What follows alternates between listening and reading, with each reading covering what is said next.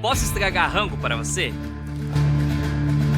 Eu nunca gostei muito desse filme, mas sempre senti que existia algo de especial nele. Mas o que é? E o mais curioso é que essa resposta ela tá escondida logo nos primeiros minutos do filme. E quase ninguém presta atenção nela. Pelo menos eu não prestei. É a chave que abre todos os segredos do filme.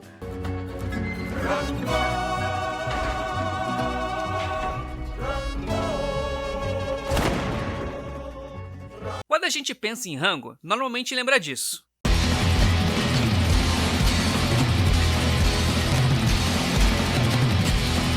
Só que o filme ele começa aqui.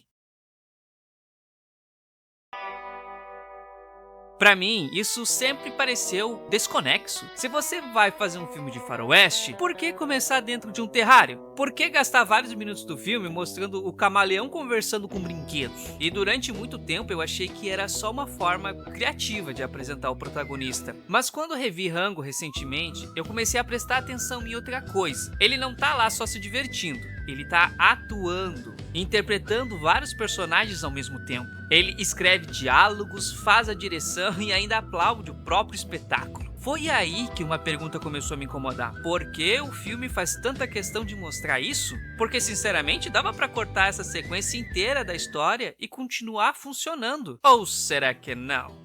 Então, eu resolvi fazer um teste. Assisti o filme inteiro de novo, mas dessa vez eu tentei entender como esse início ele conversa com o resto do filme. Foi quando eu percebi uma coisa. O terrário ele não tá ali só para apresentar o Rango. Ele está ali para apresentar um dilema. É uma discussão que o filme ele só vai desenvolver de verdade quase 1 hora depois. E quando essa ficha caiu, eu percebi que tinha entendido o Rango completamente errado durante todos esses anos. Quando terminei a primeira cena, achei que já tinha entendido o que ela queria dizer. Minha teoria era simples. O terrário representava segurança e o deserto representava liberdade. Ponto. Era óbvio. Só que essa teoria ela caiu por terra, literalmente. O Rango ele não se sentia seguro dentro do terrário. Na verdade, ele se sentia no controle. Lá dentro, ele controlava toda a narrativa. Inclusive, até os conflitos que existiam lá dentro, era porque ele queria. Só que agora olha o deserto. O deserto não dá a mínima pra ele. Ele não adapta as regras, não diminui a dificuldade, ele não cria uma aventura divertida. Ele simplesmente existe. E agora o Rango ele tá tendo que reagir ao mundo que não segue o roteiro dele. E foi então que eu comecei a entender aquele início. E o motivo pelo qual o filme coloca esse personagem em um deserto.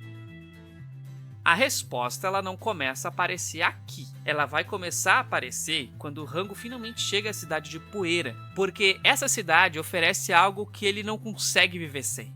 Uma plateia. E quando o Rango ele encontra uma plateia, ele volta a fazer a única coisa que ele realmente sabe. E foi aqui que eu percebi que eu também estava assistindo esse filme do jeito errado. Porque durante muito tempo eu achei que essa era a história de um impostor. Um cara que inventa uma mentira e que consegue convencer uma cidade inteira. Só que revendo essa cena, eu comecei a prestar mais atenção em outras coisas. Mais especificamente, na cidade. Quase ninguém ali sorri ou parece tranquilo.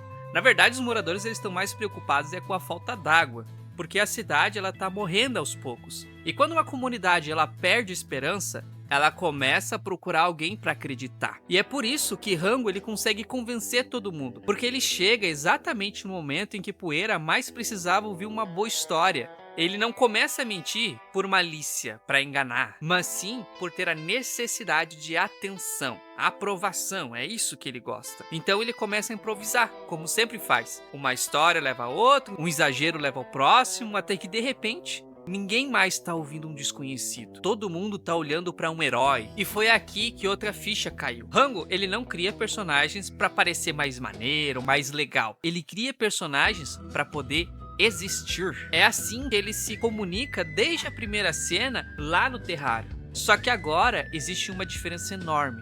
Pela primeira vez, existem pessoas reais acreditando nele. É aí que o filme ele deixa de falar sobre um camaleão. Ele começa a falar sobre uma coisa que todo mundo faz. A gente conta histórias sobre quem a gente realmente é. Quando conhecemos alguém, quando vamos a uma entrevista de emprego ou quando a gente tenta causar uma boa impressão para alguém. somos camaleões sociais, mudando de personalidade para poder se adaptar. Isso não é um problema. Selecionamos aspectos específicos da nossa personalidade para poder se adaptar a diferentes situações. Tudo bem. O problema vem quando a gente acaba inventando alguém que não somos. Rango, ele acabou encontrando pessoas que acreditaram no personagem dele, mais do que ele mesmo era capaz de acreditar ou até mesmo de sustentar aquele personagem. Até aqui, eu achava que o grande conflito do filme era descobrir quando o Rango ele seria desmascarado. Só que revendo essas cenas, eu percebi que estava esperando o conflito errado,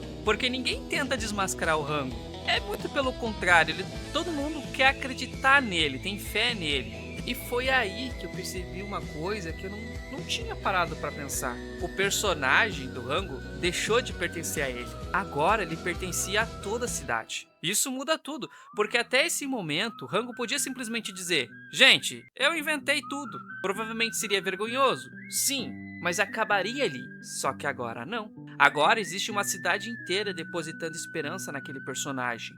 E isso cria um problema muito maior do que contar uma mentira.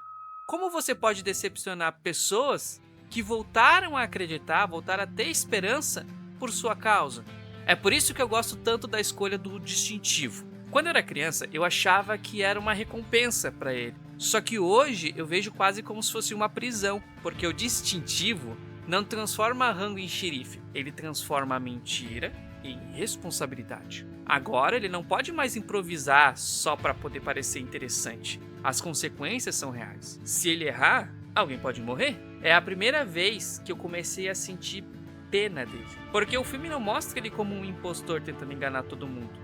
Mostra alguém preso dentro da melhor versão de si mesmo. Aquela versão que todo mundo admira, mas que ele sente que não consegue sustentar por muito mais tempo. E, sinceramente, eu acho que todo mundo já sentiu isso em algum momento da vida. E não precisa nem ser uma mentira gigantesca. Às vezes basta aceitar uma responsabilidade antes de se sentir preparado. Como começar um emprego novo, entrar para a faculdade, ou coisas inevitáveis como acabar virando pai, mãe, ou até criar conteúdo para a internet. No começo você sente que uma hora as pessoas elas vão descobrir que você na verdade ainda está aprendendo. Só que existe uma diferença importante. A maioria das pessoas tem tempo para crescer junto com a responsabilidade. O Rango não tinha. Ele precisava parecer pronto desde o primeiro dia. E é quando essa pressão chega ao limite que o filme coloca no caminho dele alguém que não acredita em reputação. Até agora, Rango conseguiu escapar de tudo usando a mesma habilidade, o improviso. Quando surgia um problema, ele inventava uma história. Quando alguém duvidava dele, ele aumentava a história. Funcionou praticamente o filme todo, até aparecer alguém que não se importa com histórias. Eu acho genial a forma como o Jack ele é apresentado. Ele quase não fala, não faz discurso nenhum, ele simplesmente entra na cidade e a atmosfera inteira muda, fica mais tensa. Ninguém precisa explicar quem ele é.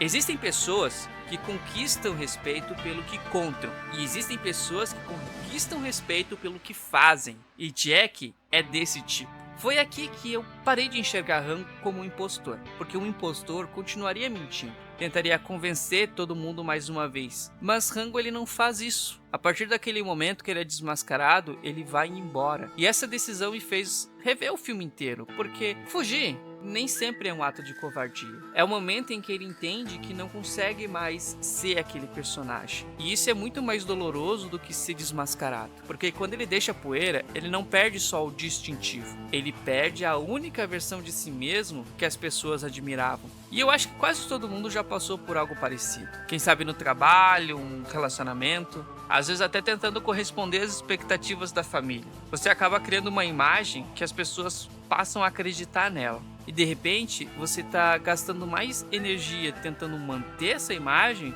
do que vivendo a própria vida, fazendo as próprias escolhas. Foi exatamente isso que aconteceu com o Rango. O personagem que ele criou para ser aceito, ele acabou se tornando uma prisão. E quando o Rango é libertado dessa prisão, acontece a cena mais importante de todo o filme, que é a conversa com o Espírito do Oeste. A representação do seu consciente. O Espírito do Oeste ele não entrega um plano, ele só lembra uma coisa.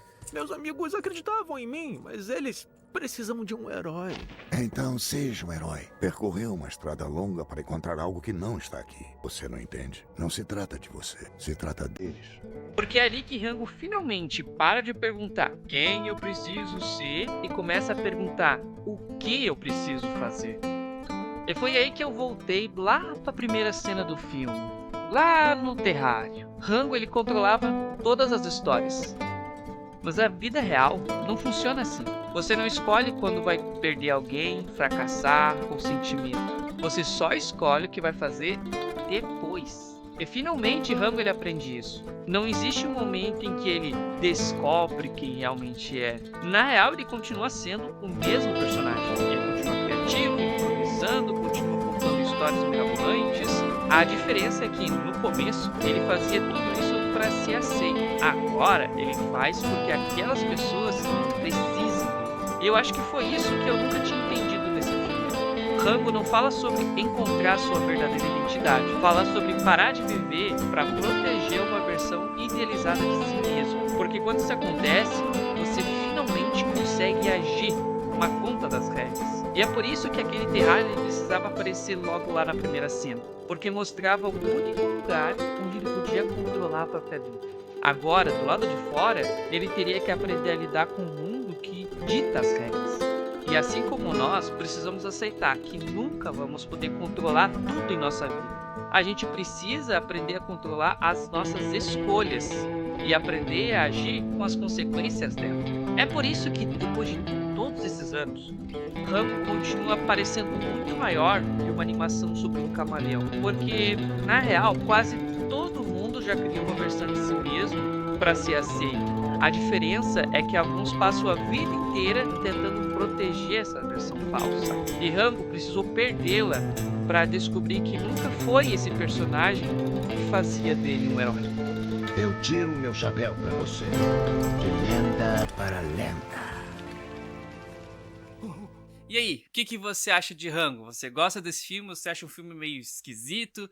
Você assistiu na época? Se pergunta por que não teve uma continuação até hoje? Então, vou responder isso em alguns shorts futuros. Se gostou dessa análise, se prepara que vai ter muitas outras pela frente. Então, se inscreve no canal, curte este vídeo, ativa o sininho para receber as notificações e tamo junto. Até um próximo vídeo.